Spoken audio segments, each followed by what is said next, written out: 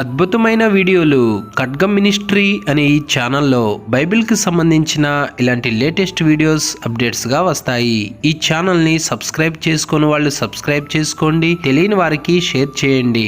ఇవి Sunday school పిల్లలకును, విశ్వాసులకును, సేవకులకును బైబిల్ని అర్థవంతంగా చదవటానికి, బోధించటానికి కూడా ఎంతగానో సహాయపడతాయి. ఆల్రెడీ ఈ వీడియోలన్నీ ఈ ఛానల్లో రెఫరెన్స్తో సహా వివరంగా ఉన్నాయి. చూడండి, బైబిల్ని అర్థవంతంగా చదవండి. బైబిల్ గ్రంథంలో 24 గంటల్లో, కేవలం 24 గంటల్లో జరిగిన అద్భుతాల గురించి చెప్తున్నాను. 4 ఉన్నాయి. 24 గంటల్లోపే చేశాడు ఆ కార్యాలను. అది అసాధారణమైన కార్యాలు, ఎవరి వల్ల సాధ్యపడదు. ఏమిటి ఆ కార్యాలు అంటే, మొట్టమొదటిగా ప్రవక్త అయిన ఎలీషా దినములలో సిరియా దేశపు సైన్యము ఇజ్రాయేలీలు ప్రాంతానికి వచ్చి షామ్రోను పట్టణమును ముట్టడిస్తుంది. వాళ్ళు విస్తారమైన జనము గనక, వేలాదికి వేల మందిగా ఉన్నారు గనక, వీళ్ళ పట్టణాన్ని ముట్టడి వేసేసరికి రాకపోకలు బంద్ అయ్యాయి. ఇక ప్రజలు తినటానికి ఆహారము లేదు. మన పిడుగురాళ్లలో ఆహారం కావాలి అంటే ఎక్కడో అక్కడ బయటికి పోకుండా ఉంటే ఎట్లా ఉంటుంది?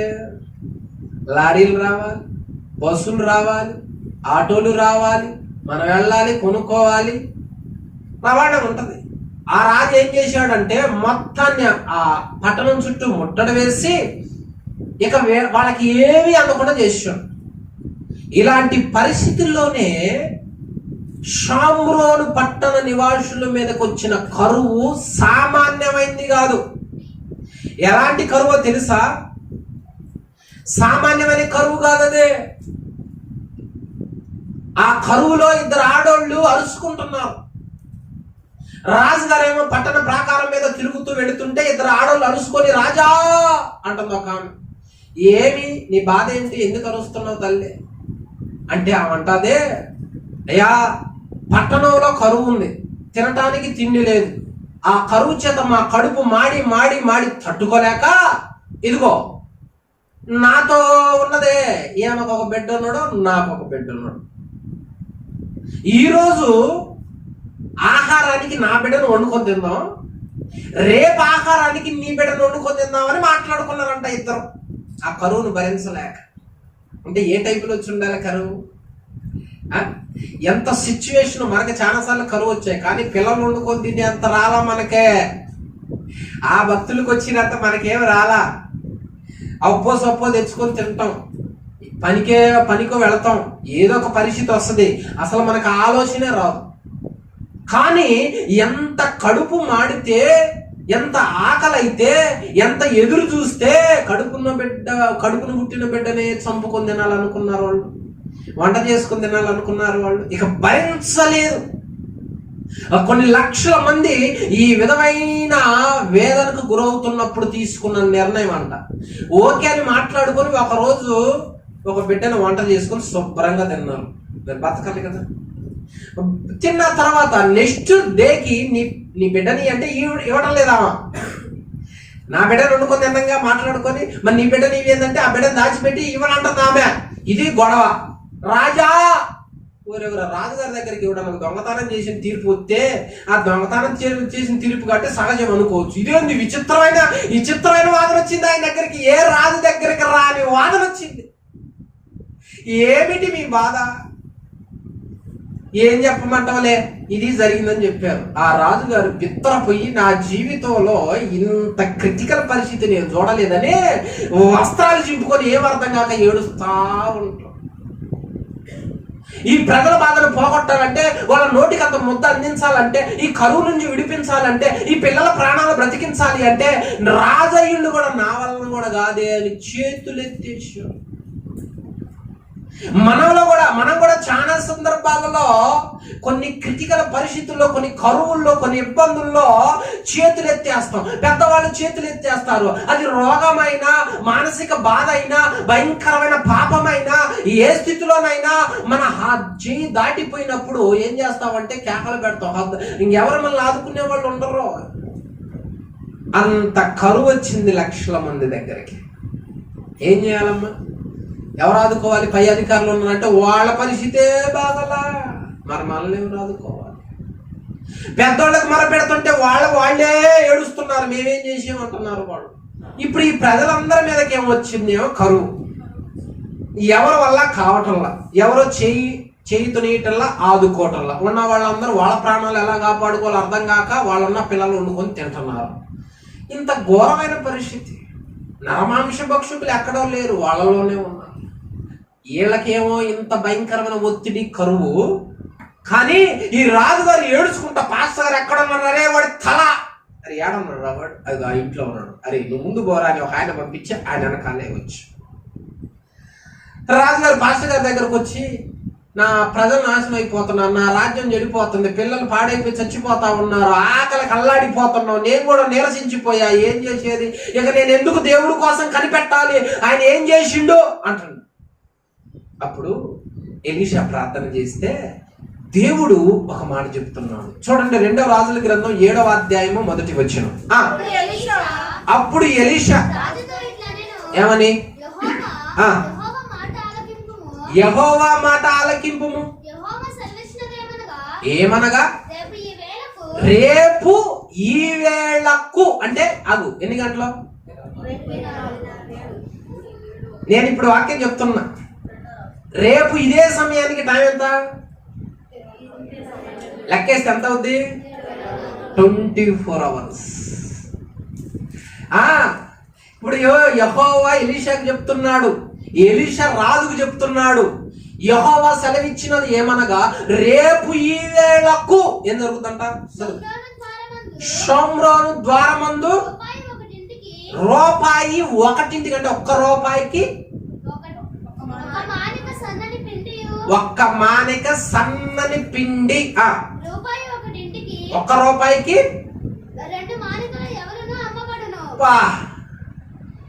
నేను అడుగుతున్నా, తిండి ఎంత కూడా లేకుండా పిల్లలు కూడా పీక్కునే తినే పరిస్థితి వస్తే అన్ని లక్షల మందికి అంత ఆహారము 24 గంటల్లో ఎక్కడ తీసుకొని రావాలి?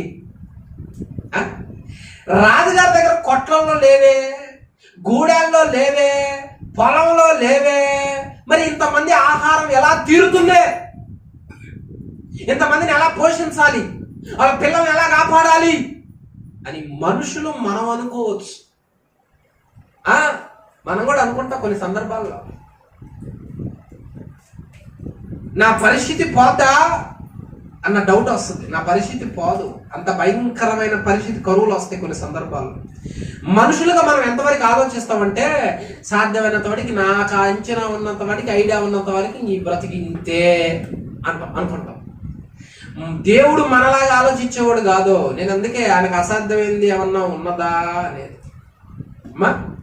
ఇప్పుడు ఎన్ని లారీలు రావాలి, ఎక్కడి నుంచి రావాలి, రావాలంటే ఎవరు ఇవ్వాలి, ఎక్కడి నుంచి ఇవ్వాలి, ఏ పంట పండాలి, ఇదేని కోత కొయ్యాలి, దేని మిల్లులకు పంపించాలి, ఏది మరేయాలి, ఏది గోతాలకు ఎత్తాలి, ఏది రావాలి, ఏది వండుకోవాలి, తినాలి అంటే ఎంత టైం పడుతుంది. ఒక నెల గడువు లేదు, ఒక వారం గడువు లేదు.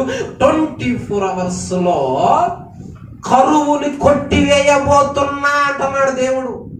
24 hours కరువు ఉండదు. పిల్లల నుంచి పెద్దల సహా ఫ్రీగా భోజనం చేస్తారు, సింపుల్ గా భోజనం చేస్తారు. ఆహారం తినగా ఇంకా మిగులుతుంది. ఈ ఇళ్లలో బస్తాలు బస్తాలు వస్తాయి అనేమో దేవుడు చెబుతున్నాడు. ఇప్పుడు ఎవరి మాట నెరవేరాలి? ఆలోచించండి. 24 గంటల్లో ఎట్లా సాధ్యమైంది? ఎట్లా రావాలి ఆ కరువు కొట్టేయాలంటే? ఆ పరిస్థితుల్లో ప్రవక్త రాజుగారితో చెబుతుంటే రాజుగారు విని ఆ బాధ కదా, ఆ బాధలో ఏం మాట్లాడలేక ఉన్నాడు. పక్కనోడు ఆమేన్ అనొద్దు, అనాలా వద్దా? అనాలి. దేవుడు మాట్లాడాడు. అమ్మా నీ సమస్య బాధలే, బాధపడబాకంటే దేవానికి స్తోత్రం ఆమేన్ అనండి. ఎప్పుడైనా దేవుడు ఉన్నాడులే అనండి. అలా అనకుండా వాడు ఏమంటాడంటే 2వ వచనం, అందుకు ఎవని చేతి మీద అధిపతి యెహోవా ఆకాశమందు కిటికీలు తెరిచినను అలాగు జరుగునా? వాడు చూడు ఏమంటాడు, యెహోవా ఆకాశమందున్న కిటికీలు తెరిచినా ఆకాశం ఊడి పడ్డా ఈ ప్రజలు కరువు పోద్దా అంటున్నాడు. అంటే ఈడు ఎలాంటాడు, అస్సలు నమ్మనోడు ఈడు. ఎలాంటి ఎప్పుడో కూడా మన పక్కన ఇలాంటి బ్యాచ్ ఉంటుంది, ఆ బ్యాచ్ మాటలు పట్టించుకోవద్దు, ఆ బ్యాచ్ మాటలు వినొద్దు. నీ కరువు బాధ్య, నీ రోగం బాధ్య, నువ్వు బాగానే ఉంటావు, నీ పిల్లలకి ఏం కాదు అని దేవుడు మాట్లాడుతూ హామీ ఇస్తూ అది 24 గంటల నేను చేస్తా అన్నప్పుడు దేవానికి స్తోత్రం, కనికరపడ్డందుకు అనాలి, ఆమేన్ అనాలి, సంతోషించాలి. అలాగే జరుగుద్దని విశ్వసించి ఎదురు చూడాలి. అలా చూడకుండా దేవుడు మాట్లాడినా ఈడమంటాడంటే ఆకాశప కిటికీలు తెరిచినా గానీ ఇది జరుగునా అంటున్నాడు. ఇలాంటి అపనమ్మకాలు సాతానుగాడు పుట్టిస్తాడు మనలో. ఏ కరువులనైనా నీకు సహాయం అందించగలడు దేవుడు.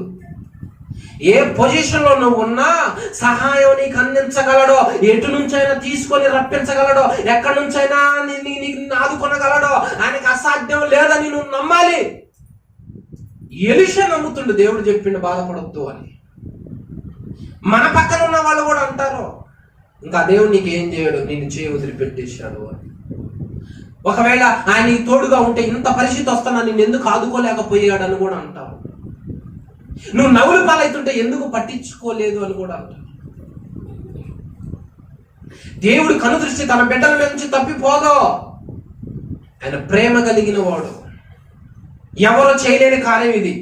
ఎంత గొప్ప వ్యక్తి వచ్చినా లక్షల మందికి 24 గంటలు ఆహారం చేసుకొచ్చి వాళ్ళ తృప్తి పరచగలిగిన శక్తి ఆ రోజుల్లో ఎవరికి ఉంటుంది, ఎవరికి ఉండదు. ఈ రోజుల్లో కూడా ఎవరికి ఉండదు. 24 గంటలు ఆడ నుంచి రావాలా. యెహోవా ఇది చేస్తాడంటే నాకే నమ్మబుద్ధి కావట్లేదు అంటున్నాడు వాడు. అప్పుడు ప్రవక్త అంటాడో, నిశ్చయముగా ఇది నీ 2 కళ్ళతో చూస్తావు గాని నీ నోటిలోనికి ఒక్క ముద్ద బోలు పో అన్నాడు. అంటే నమ్మలేదు వాడు. అరే నువ్వు చూసే బతికారు నీదే, నువ్వు చూసేవాడివే, నీ బ్రతుకు మొత్తం చూసి ఆనందించటమే, తృప్తి లేదు నీకు. కొంతమంది అలాగనే చూడటం వరకే, వీళ్ళు తినలేరు కారణం చూడటం, వాళ్ళు తింటుంటే తృప్తి పడటం, ఎందుకంటే రోగాలు. కాబట్టి అక్కడ వీళ్ళని ముట్టడి వేశారు కదా, లక్షల మంది, వేల మంది సైనికులు. వాళ్ళు వచ్చి చుట్టూ గమ్ముకున్నారు. వాళ్ళ ఒంటెలో చాలా ఉన్నాయి. సముద్రపు దరి నుండి ఇసుక రేణువులు అంతమంది ఉన్నారు. మరి సైనికులు వచ్చారంటే ఒక్కొక్క సైనికుడు సింపుల్ గా చాలా తింటాడు కదా, ఆహారం మొత్తం తెచ్చుకున్నాడు సిద్ధంగా. ఆ పట్టణం దగ్గర గవిని దగ్గర 4, ఆ పట్టణం గవిని దగ్గర 4 కుష్ఠ రోగులు ఉంటారు. ఎవరుంటారు? గుమ్మమనొద్ద 4 కుష్ఠ రోగులు ఉంటారు. వాళ్ళు ఏమనుకుంటారంటే, అరే పట్టణంలోకి పోతేనేమో కరువు ఉంది, చచ్చిపోతాం, పోనీ అని బయటికి వెళ్ళిపోతే శత్రువు ఉన్నాడు, వాడు చంపుతుడు, అక్కడ సావే. ఇటు పోయి కరువు దగ్గర సావటం కన్నా ఆ శత్రువుల దగ్గరకు పోయి బతిలాడితే ఆడన్నా ఒక ముద్ద పెడతారా, వాళ్ళు పెడితే పెట్టారు, చంపితే చంపారు, అటే పోదాంలా అని 4 మాట్లాడుకొని బయటకు వస్తా ఉంటారు అన్నమాట. 4 కుష్ఠ రోగులు బయటికి వస్తుంటే వాళ్ళ కాళ్ళ చప్పుడు దేవుడు ఏ విధంగా వినిపించాడు చూడు. 6వ వచనం, 7:6. యెహోవా అప్పుడు రథముల ధ్వనియు, గుర్రముల ధ్వనియు, గొప్ప సమూహపు ధ్వనియు ఆ 4 వస్తుంటే వీళ్ళకి ఏ ధ్వని వినపడది? గుర్రముల ధ్వని, సమూహము, గొప్ప సైనికులు యుద్ధానికి వస్తున్నట్టు, వీళ్ళకన్నా ఎక్కువ సైన్యం యుద్ధానికి వస్తున్నట్టు ఆ శబ్దం, ఆ డెక్కల శబ్దం వీళ్ళకి వినపడేటట్టు చేసినట్టు ఆ దేవుడు. 4 కుష్ఠ రోగులు వస్తుంటే చూడు ఎలా అద్భుతం చేస్తున్నాడు ఆయన. అప్పుడు వీళ్ళ సైన్యం ఏం చేశారు? 7వ వచనం, లేచి తమ గుడారములోనైనను గుర్రములలోనైనను గాడిదలతోనైనను దండుపేటలోనున్న వాటిలోనైనను ఏమియో తీసుకొనకయే తమ ప్రాణములను రక్షించుకొనుట చాలనుకొని సంధ్య చీకటి ఉన్నది ఉన్నట్టుగా పేట విడిచి పారిపోయిరి. దేవుడు నిన్ను నన్ను కాపాడాలి, కరువు నుంచి విడిపించాలంటే ఒక్క శబ్దం చాలు తెలుసా?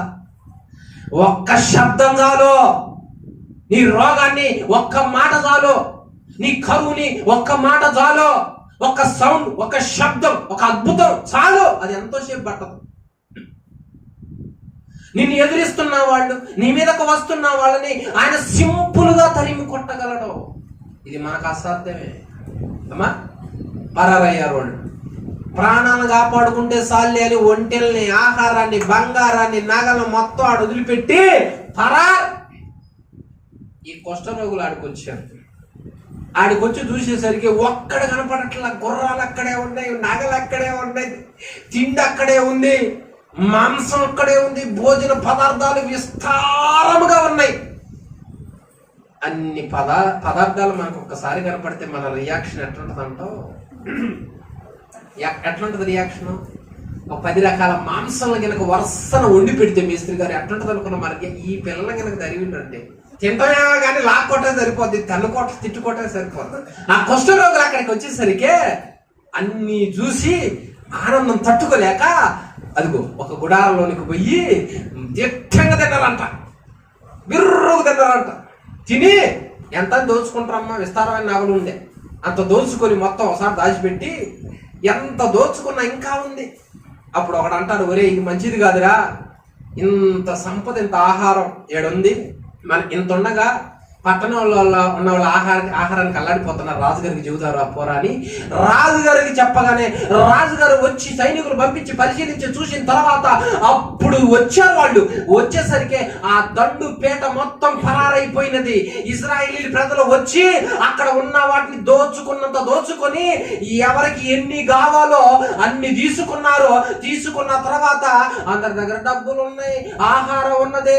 ఇప్పుడు ఏంది, ఆక్రమించుకున్నాడు అందరూ వ్యాపారస్తులు అయిపోయింది. ఇప్పుడు ఇదివరకేమో ఏమి లేక చేయి అయిపోయింది. ఇప్పుడు దండు మొత్తం దోచుకున్నాడుగా, ఇప్పుడు వ్యాపారస్తులు అయిపోయింది. ఒక గొట్ట అక్కడ పెట్టడం, అయ్యా ఎవరో రూపాయికి 2 మానికలు కొంటవా, సన్నని పిండి రూపాయికి మానిక కొంటవా అంటున్నాడు వాడు.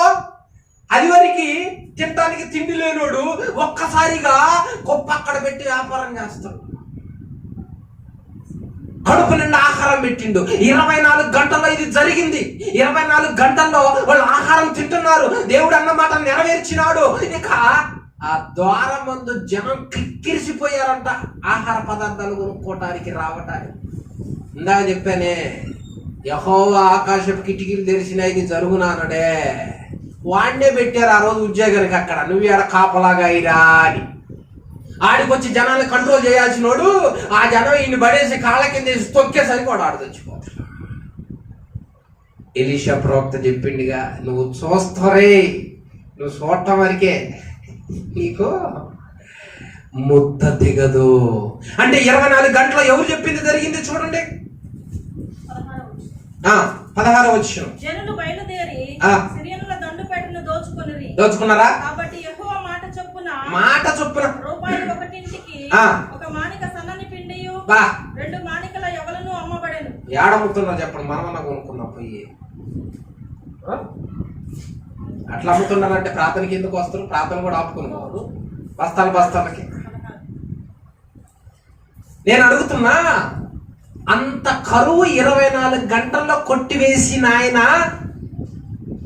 నీవు అనుభవిస్తున్న శ్రమను చూస్తా ఉండేవాడు కాదు. ఇప్పుడు నువ్వు చేయాల్సింది ఒకటే, కీర్తనల గ్రంథం 33:18,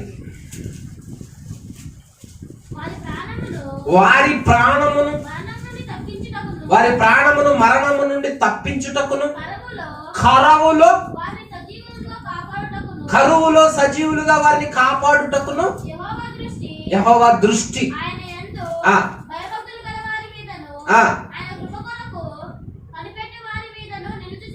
చూశావా?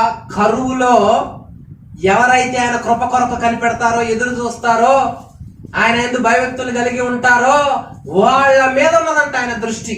మనం చేయాల్సిందేంటి?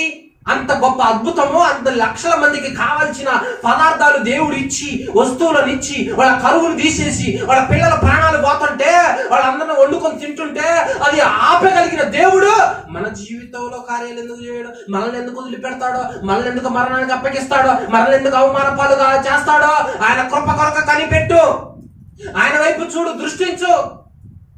ఇది ఆకాశపు తలుపులు కిటికీలు తెరిచినా జరగదన్నాడే. అలాంటి వాళ్ళ మాటలు నమ్మొద్దు, అలాంటి వాళ్ళ మాటలు విశ్వసించొద్దు. నీ పరిస్థితిని మార్చగలడు. కరువుని కొట్టివేశాడు, కరువుని తీసేశాడు. ఆ కరువు లేదు, సమృద్ధి ఉంది నీ కుటుంబంలో, నీ జీవితంలో. ఆ సమృద్ధిని దేవుడు అనుగ్రహించునుగాక. రెండవ అద్భుతం 24 గంటల్లోనే 24 గంటల్లోనే దేవుడు తన ప్రజలను ఐగుప్తు దేశం నుండి కనాను దేశమునకు తీసుకుని వచ్చి వారికి న్యాయాధిపతులను అనుగ్రహిస్తాడు. ఈ న్యాయాధిపతులు ఏలిన తర్వాత ఒకరోజు ఇజ్రాయేలీలందరూ సమూయేలు ప్రవక్త దగ్గరికి వచ్చి, అయ్యా మాకు ఒక రాజు కావాలి, మా ముందు రాజు పోవాలి, మాకు యుద్ధాలు చేయాలి, మాకు న్యాయం తీర్చాలి, ఒక రాజు కావాలయ్యా అని మనవి చేస్తాం. సమూయేలు ప్రవక్త దేవుడికి మొరపెడితే దేవుడు అప్పుడు సమూయేలు ప్రవక్తకు చెబుతున్నాడు. చూడండి, 1 సమూయేలు 9:16. 1 సమూయేలు 9:16. ఎట్లనగా నా జనుల మొర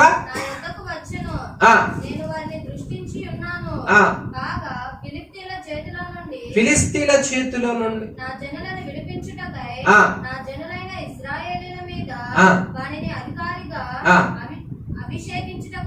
గాను చూసుకో, రేపు ఇదే సమయానికి ఒక మనిషిని నీ యొద్దకు రప్పించుదును. అది సంగతి. హల్లెలూయా. 24 గంటలంట ఎవరో ఆ వ్యక్తి అదృష్టవంతుడు. 24 గంటల్లో ఒక అదృష్టవంతుడు రాజుగా దానికి రాబోతున్నాడు.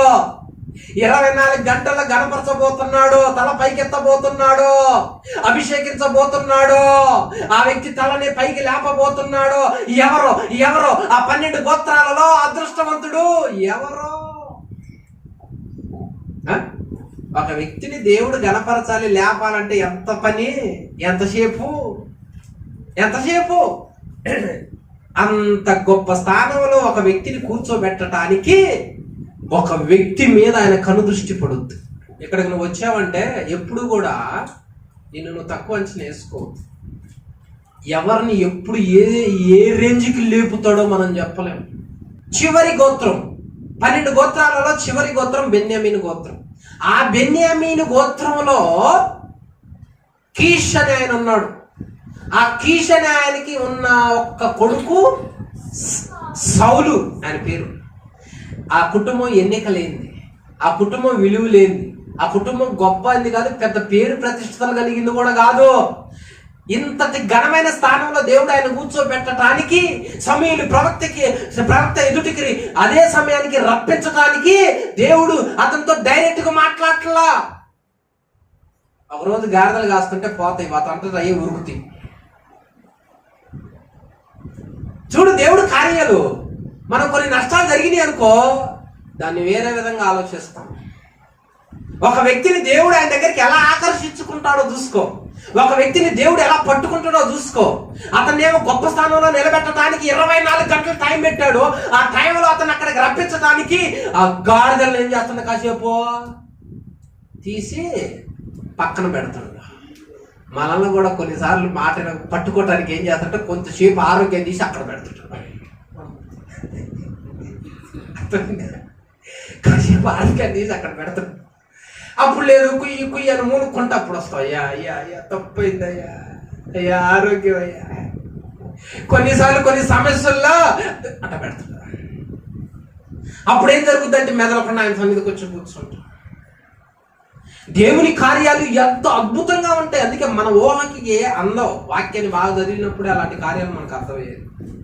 రాజు చేస్తానంటివి, మరి గాడిదలు ఎందుకు తీసేస్తున్నావు? అసలు దానికి దీనికి ఏమైనా పొందనుందా, పోలికుందా? ఘనంగా రాజు ఈడు అని అందరికి చెప్పి అందరి ముందు అతను ఒక విలువైన రథం మీద ఎక్కించుకొని రావాల్సింది పోయి గాడిదలు తీసుకొస్తే దేశాలు తిరుగుతుండే ఆయన. గాడిదలు అంటే మా గాడిదలు వచ్చింది, గాడిదలు వచ్చాయి, మా గాడిదలు వచ్చింది. ఆయన రాదంట, గాడిదలు ఎత్తుకుంటూ దేశాలు తిరుగుతుండు 12 ఒకటి పెట్టుకొని. పొలాలు తిరుగుతుండే, ఇల్లు తిరుగుతుండే, జనాలు అడుగుతుండే, మాకు గాడిదలు పోయి.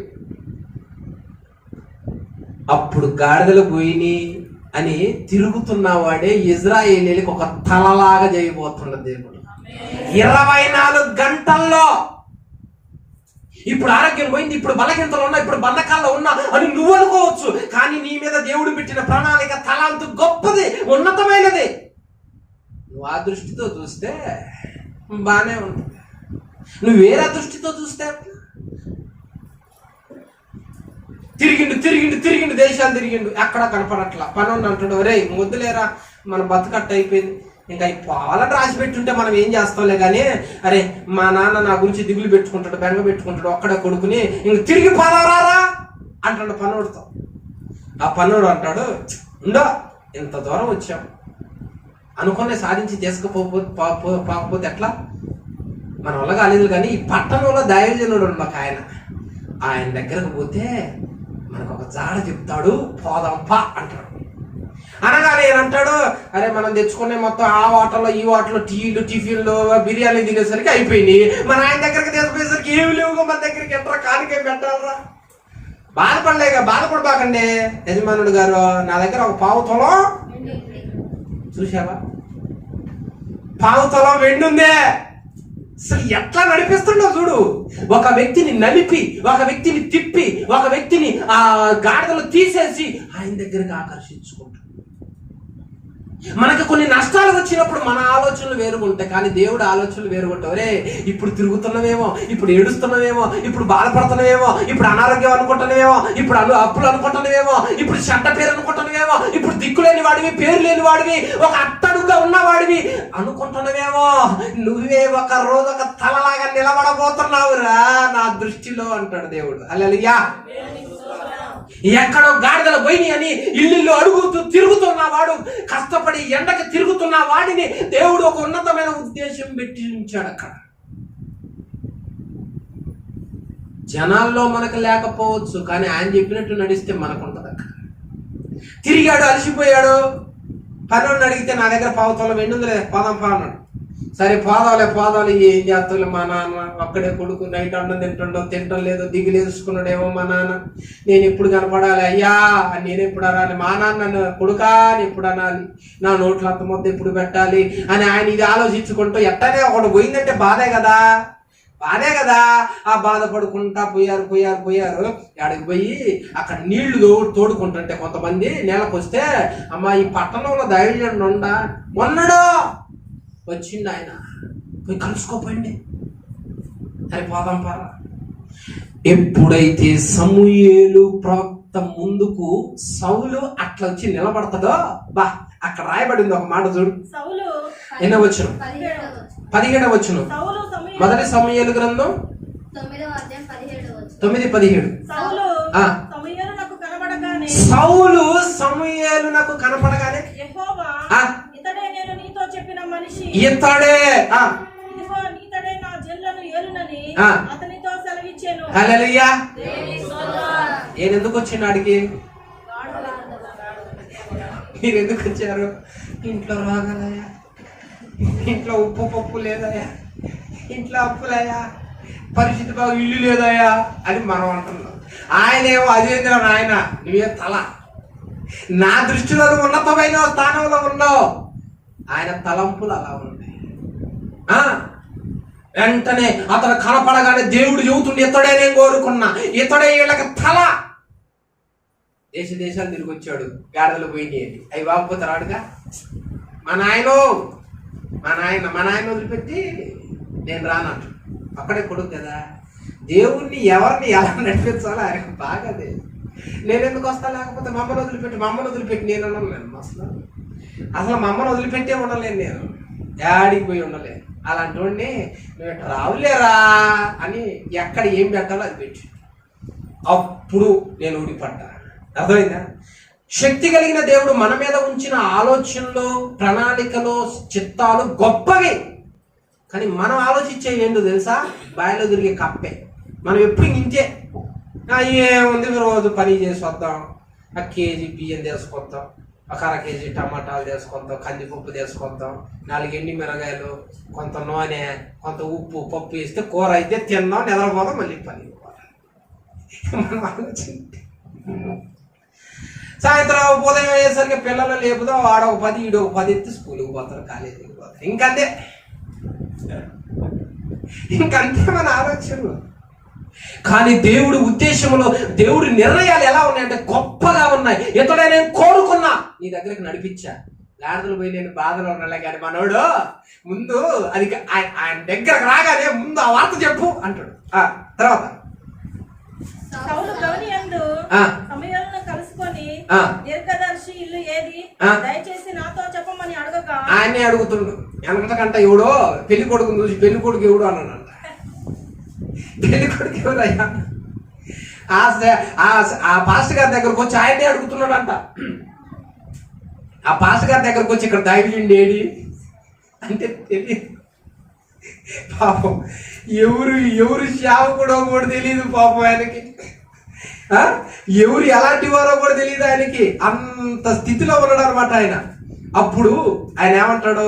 సమూయేలు సౌలుతో నేనే దీర్ఘదర్శిని ఒరే అని అనుకుని ఉండాలి. సరే పొరపట్టయింది పాస్టర్ గారు, ఏమనుకోమాకండి. ఇవేరా ఏమనుకోమాకని ఆయన ప్రవక్త అంటే ఆ రోజుల్లో అంత భయం అనమాట. అప్పుడు ఏమంటున్నాడు 20వ వచనంలో? 3 దినముల క్రిందట తప్పిపోయినా నీ ఘాతములను గురించి విచారపడకుము. మరి విచారపడక ఏం చేయాలి? దొరకట్లేదు అయ్యి దొరికినవి అమ్మా దొరికినవి అంట. నువ్వేమైనా పట్టుకున్నావు కొంప తీసి, నువ్వేమైనా దొంగతనం చేసిపోయినవా? చూసావా, వచ్చింది సమస్య అది, బాధ అది, వేదన అది. అంటే ఇంతకాలం దేవుడు ఆ గార్ధబంలో ఏం చేశాడు? పోగొట్టలా దాచిపెట్టాడు. మనల్ని కూడా కొన్ని ఆయన దగ్గరికి నడిపించుకోవటానికి, మన పైన ఆయన చిత్తం చెప్పుకోవటానికి, మోపటానికి ఆయన ఏం చేస్తాడంటే కొన్ని తీసి పక్కన పెడతాడు, కొన్ని దాస్తుడు, కొన్ని అలాగనే ఉంచుతాడు. సమయం వచ్చినప్పుడు మరలా మనకి ఇస్తాడు ఆయన. అవి దొరకలేదని బాధపడద్దు, పోలేదు, నేనే దాచిపెట్టా, భద్రంగా ఉన్నాయి. వాటి గురించి బాధపడబాగానే నీకు మాట చెబుతాయినా, ఇంకేంది నాయన ఇప్పుడే నాకు చాలా సంతోషంగా ఉంది, ఎక్కడున్నా చెప్పు, ఇదే నాకు రాజు అయినంత ఆనందం అని అనుకుంటున్నా ఆయన. ఇదే నాకు పెద్ద సంతోషం, పెద్ద పండగ అని అనుకుంటున్నా ఆయన. అది కాదు నాయన నేను చెప్పేది. ఏమంటున్నాడు అక్కడ? ఇజ్రాయేలీల అభిష్టం ఎవరి యందున్నది? ఓరే నాయను, గాడిదలు పోయి అని ఊరు తిరుగుతూ దేశాలు తిరుగుతూ అడుక్కుంటే నువ్వేంది నన్ను పట్టుకొని రాసుకుంటున్నావు? అసలు నేను ఎవరు తెలుసా నీకు? ఆయన అంటాం ఏమంటున్నా చూడు అక్కడ 21వ వచనం. ఏంది నేను బెన్యామీనుని గానా?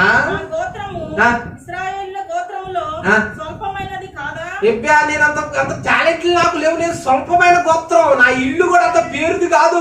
అయ్యా నువ్వేమన్నా రాంగ్ అడ్రస్ చెబుతున్నావేమో, నాకు నువ్వేమన్నా నన్ను వేరే వ్యక్తి అనుకుని నన్ను అనుకుంటున్నావేమో, సరిగా ఆలోచిస్తున్నావా?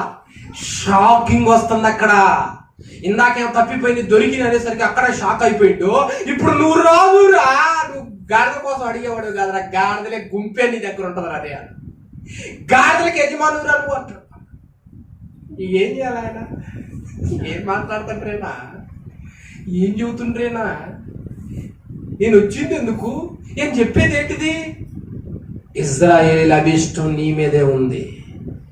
నీకు ఇది ఆశ్చర్యం కావచ్చు, కానీ ఇదే సమయంలో నిన్న దేవుడు నాకేం చెప్పిండంటే 24 గంటల్లో ఒక బలహీనుణ్ణి, ఒక ఎన్నిక లేని వాడిని, ఒక పేరు ప్రతిష్ఠత లేని వాడిని, ఒక కట్టడుగులో ఒక వర్గంలో ఉన్న వాడిని, ఒక బాయిలో తిరిగే కప్పలాగా గాడిదను మేపుకుంటూ తిరిగే వాడిని నీ దగ్గరకు తీసుకొస్తున్నా, వాడిని రాజుని చేయన్నాడు. 24 గంటల్లో ఫిక్స్ అయిపోయింది. ఇప్పుడు ఎవరైనా